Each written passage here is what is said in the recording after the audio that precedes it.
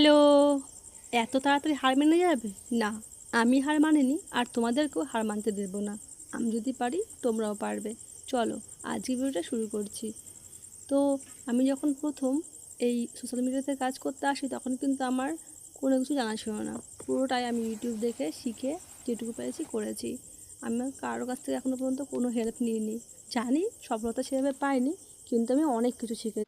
কি জানো তো, তোমার ইচ্ছাটাই তোমার কাজের জায়গাতে তোমার শক্তি হয়ে দাঁড়াবে।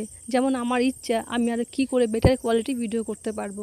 সেখান থেকে আমি অন্যের ভিডিও থেকে দেখে শিখেছি কোন অ্যাঙ্গেল থেকে ভিডিও করলে কেমন হবে না হবে। তো সেই থেকে আমি আস্তে আস্তে করে নিজের মতন করে কাজ শিখেছি। তো আমার কাজটা তোমাদের কেমন লাগছে সেটা তোমরা কমেন্টে না হয় বলে দিও। আর বাকি তোমার যাদের যাদের কাজ করার ইচ্ছা এবং আমার ভিডিও প্রথম দেখছো, নতুন ভিউয়ার্স যারা আছো তারা অবশ্যই কিন্তু কমেন্ট করো। দেখো, থেমে থাকলে বসে থাকলে কেউ তোমাকে কোনো কাজ দিয়ে যাবে না। নিজের সময়টাকে ঘরে বসে না থেকে কাজ করো। আর মেয়েদের তো আজকালকার দিনে নিজের পায়ে দাঁড়ানো অবশ্যই দরকার। কারো ওই অর্ডার শুনবে তাদের দিন পার করবে সে চিন্তাভাবনা মোটেও করো না।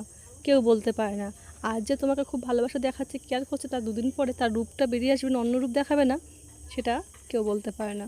তো চলো নিজের পায়ের তলাকে মাটিটা শক্ত করো, নিজের পায়ে দাঁড়াও, প্রত্যেকটা মেয়েকেই বলবো। আর নিজের একটা আইডেন্টিটি তৈরি করো।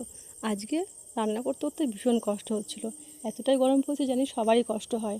তাই একটু নিজেরই বানানো, ঘরে বানানো একটু আমলা অ্যান্ড বিটরুট জুস ড্রিঙ্ক করে নিলাম একটু বরফ দিয়ে।